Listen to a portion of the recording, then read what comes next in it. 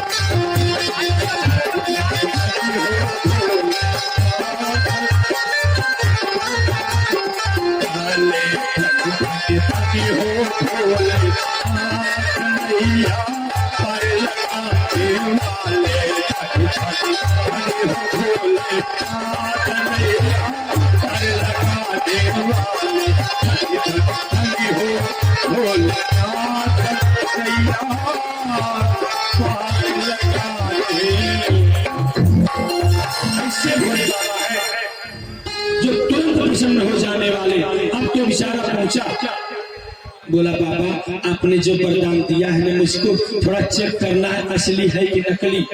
बोले कहाँ चेक करोगे? अरे बोले आप ही तो दिया तो आप ही क्या चेक होगा ना।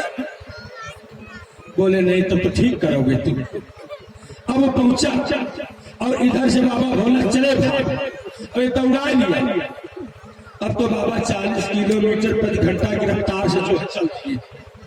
अरे बाबा थोड़ा चेक करवा लीजिए ना, आप ही की दुकान से हम खरीदते हैं इसको, आप ही ने दिया है। फिर अब बाबा जब दौड़ रहे हैं ना, बैकुंठ में मैया लक्ष्मी भगवान विष्णु को भोजन पवा रही थी। जो भगवान विष्णु भोजन करने वाला तोड़े मुख में डालने के लिए चले, जो भगवान की दृष्टि पड़ गई बाबा भोलेनाथ के पास और भगवान जोर से हंस पड़े। लक्ष्मी जी कहती है कि प्रभु हाथ में भोजन का निवाला, इस समय हंसने की क्या बात आ गई? बोले क्या बतावे लक्ष्मी, बाबा बहुत वरदान देता है ना, बहुत सामान बेचेला, कुल नकलिए असली बजाला।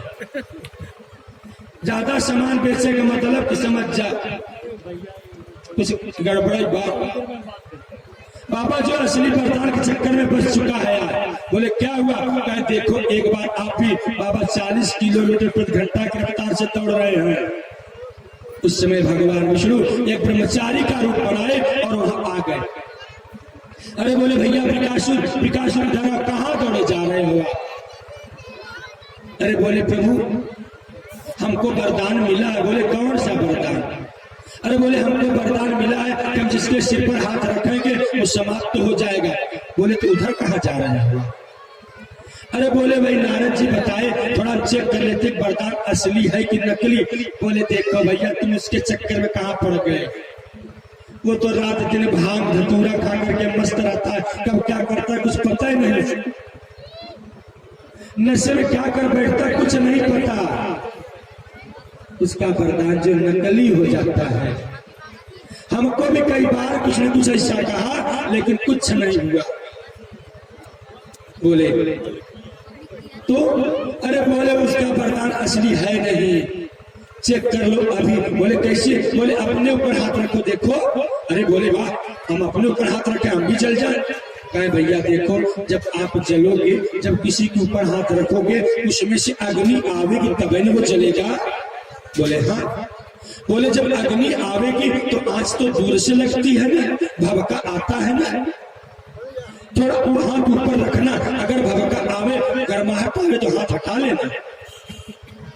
बोले हाँ भाई कुछ नहीं होने वाला है। अब वो तो पड़ गया ब्रह्मचारी के चक्कर में बेचारा, हाथ को ऊपर रखा। बोले कुछ आ रहा है, गर्माहट आ रही है, भभका आ रहा है। बोले नहीं। बोले हम बताए ना वो काजा भांग धतूरा खा करके मस्त रहता है, उसकी कोई बात सही नहीं है।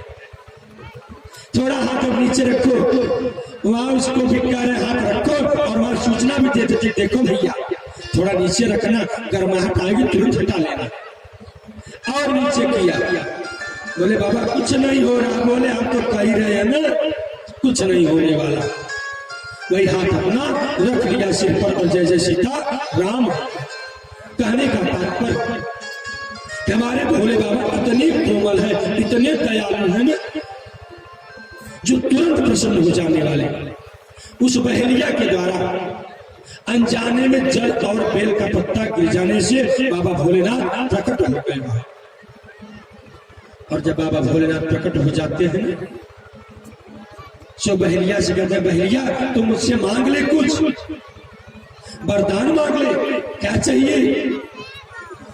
बहेलिया देख रहा कि बाबा के पास तो कुछ है नहीं, हाथ में त्रिशूल, हमारे हाथ में धनुष बाण, हमारे जैसा स्वरूप बाबा का। बोले कुछ मांग लो ना, जो चाहिए मांग लो। बहेलिया कह रहा है कि बहेलिया के मन में विचार आया कि इनके पास तो कुछ है नहीं साथ में, ये देंगे कौन सी वस्तु? ये किसी से जरूर मांग करके लाएंगे, वही हमको दे देंगे। बहेलिया कहता है कि आप अगर मुझे देने के लिए कह रहे हैं ना तो मुझे वही वस्तु दे दीजिए जिससे आप मांग करके, जिसके बल पर आप देते हैं उसी का दर्शन करा दीजिए, हम उसी से मांग लेंगे। बहेलिया सोचा कि उस मांग ली है, अगर सेठे जी के पहुंचा दिया तो ज्यादा मिल जाएगी। भगवान कहते हैं कि अरे भैया तूने तो मुझसे वो वस्तु मांगी ना जो मैं इस वक्त नहीं दे सकता, लेकिन हाँ बहलिया अवश्य मिला दूंगा, अवश्य तुझको मुझसे मिला दूंगा।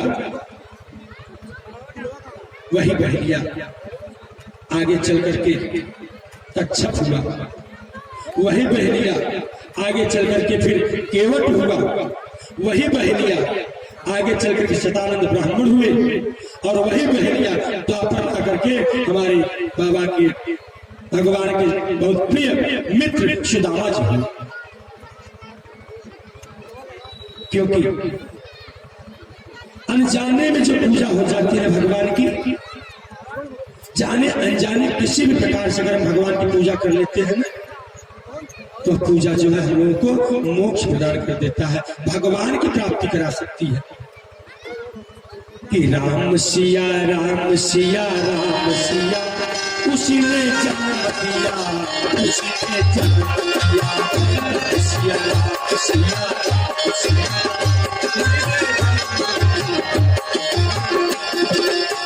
राम सिया राम सिया राम सिया, उसी ने जन्म दिया, उसी ने जन्म दिया। राम सिया राम सिया राम सिया, उसी ने जन्म दिया, उसी ने जन्म दिया। राम सिया राम सिया राम सिया, उसी ने जन्म दिया, उसी ने जन्म दिया। राम सिया राम सिया राम सिया,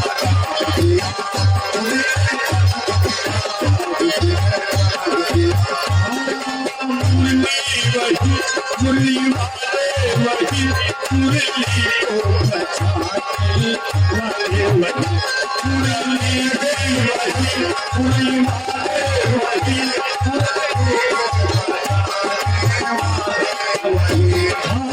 मुरली वही, मुरली वाले वही, मुरली को बचाने वाले वही।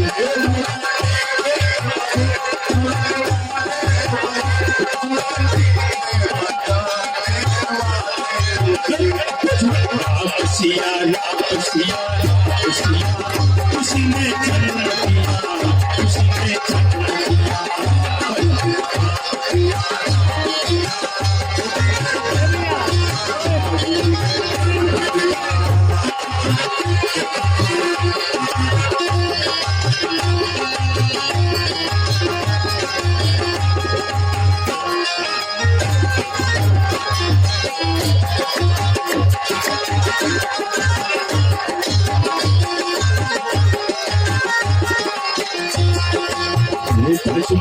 राम सिया राम सिया राम सिया, उसी ने जन्म दिया, उसी ने जन्म दिया। राम सिया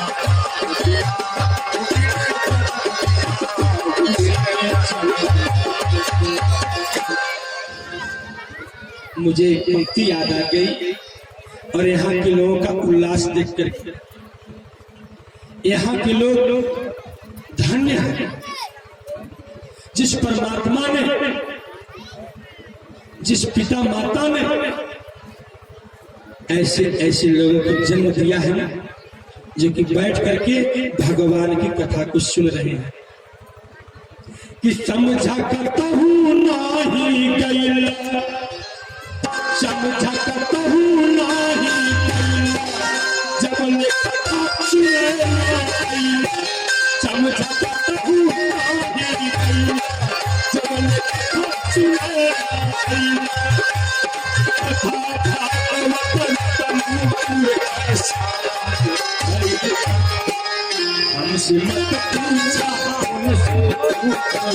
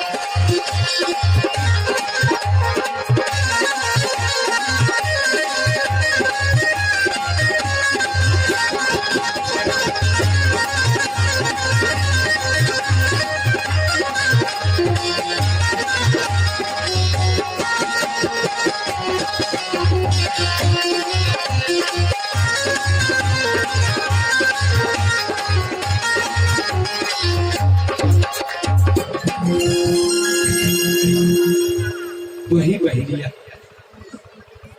आगे चल करके भगवान कृष्ण के परम मित्र सुदामा हुए। और सुदामा कौन थे? लोग कहते थे सुदामा जी दरिद्र है, दरिद्र ब्राह्मण, लेकिन ये सब गलत है। सुदामा जी एक गरीब ब्राह्मण थे, वो दरिद्र नहीं थे। एक बार एक महात्मा जी रास्ते से जा रहे थे, उनको एक फूटी कौड़ी मिल गई। उस कौड़ी को उठा करके अपने कमंडल में रख लिए।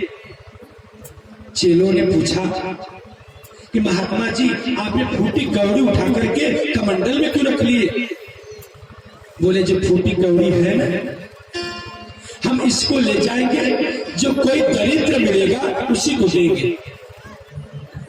बोले दरिद्र? बोले हाँ। बोले आप पहचानोगे कैसे कौन दरिद्र है?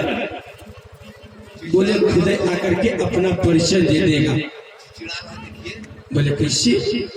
इतने में राजा के सिपाही लोग दौड़ते हुए आ रहे थे। बोले बाबा बाबा रास्ता खाली करो, रास्ता खाली करो, राजा की सवारी आ रही है। बोले राजा की सवारी कहाँ जाएगी? बोले बगल के जो दूसरे देश के राजा है ना, हमारे देश के राजा, उनके ऊपर चढ़ाई किए हुए हैं, और उनके ऊपर चढ़ाई करने के बाद उनका जो राज्य अपने में मिला लेंगे। बोले इनसे बड़ा दरिद्र कोई नहीं है, ये कौड़ी उसी को देते। एक बार नारद जी घूमते घूमते जब मृत्युलोक में आए, जो देख रहे हैं कि एक बाबा बैठ करके रामचरितमानस का पाठ कर रहे थे। नारद बाबा वहीं बैठ गए। ये बाबा जो है रामचरितमानस का पाठ कर रहे हैं, बड़े अच्छे हैं। कह रहे हैं कि बाबा आप तो बड़े अच्छे हो, रामचरितमानस का पाठ कर रहे हो, प्रतिदिन करते हो? बोले हाँ। बोले इसी प्रकार से? बोले नहीं, रोज तो बड़े आराम से करता हूँ, आज थोड़ा जल्दी में हूँ इसलिए थोड़ा जल्दी जल्दी पाठ कर रहा हूँ। बोले क्यों? बोले क्या बताऊं, मेरा भाई है ना, मेरी 2 गज जमीन जो जबरदस्ती ले लिया है, उसी के लिए मुझे कचहरी जाना है, अदालत जाना है। नारद जी कह रहे कि वाह, पढ़ रहे हो रामचरितमानस का पाठ, प्रसंग है राम और भरत का चरित्र। प्रसंग हो कि एक भाई राज्य को छोड़ रहा है, और यहाँ आप वही प्रसंग पढ़ते हुए अपने भाई के ऊपर 2 गज जमीन के लिए अदालत जा रहे हैं। उसका नाम है अदालत। अदालत 4 शब्दों से बना है। अदालत कहते हैं आवा, आकार छुआ आवा, द माने दो, ल माने दोनों जने लड़ा, अत्ता माने तवा हो जा, अपने अपने घरे जा सुलह कहना। उसका नाम है अदालत। आवा द लड़ा और दोनों भाई तवा हो जा सुलह कहना, वो है अदालत।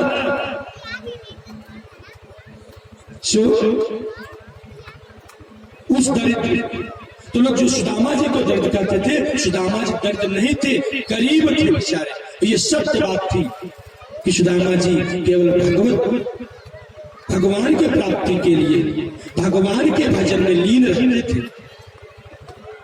छोटे छोटे बच्चे थे, गरीबी इतनी थी ना, ये अगर एक दिन किसी प्रकार से भोजन मिल जाता तो 2-4 दिन भजन करके बिताना पड़ता। एक दिन पत्नी के मन में विचार आया कि हमारे पतिदेव बहुत कहते हैं कि द्वारिकाधीश कृष्ण हमारे मित्र हैं, सो अगर एक बार किसी तरह से ये वहां पहुंच जाते तो श्याम सुंदर हमारा दुख को दूर कर देते। एक दिन सुशीला जी कह रही है सुदामा जी से कि हे पतिदेव आप चले जाओ ना द्वारिकाधीश के पास। सुदामा जी कह रहे क्यों? अरे आप जाओगे ना तो हमारा दुख दूर हो जाएगा। सुदामा जी कह रहे तुम इसीलिए भेजना चाहती हो ना कि मित्र के दरवाजे पर जाकर के हाथ फैला करके मैं मांगू कुछ, ये कार्य मैं नहीं कर सकता। और वो द्वारिकाधीश है, वो मुझे जब याद करेंगे सो देखा जाएगा। बच्चे बीमार हैं, सुशीला रो रही है, घर में कुछ है नहीं, अन्न का कण, खाने के लिए कुछ है नहीं, पर भी सुदामा केवल हरे कृष्ण हरे कृष्ण हरे कृष्ण यही कर रहे हैं।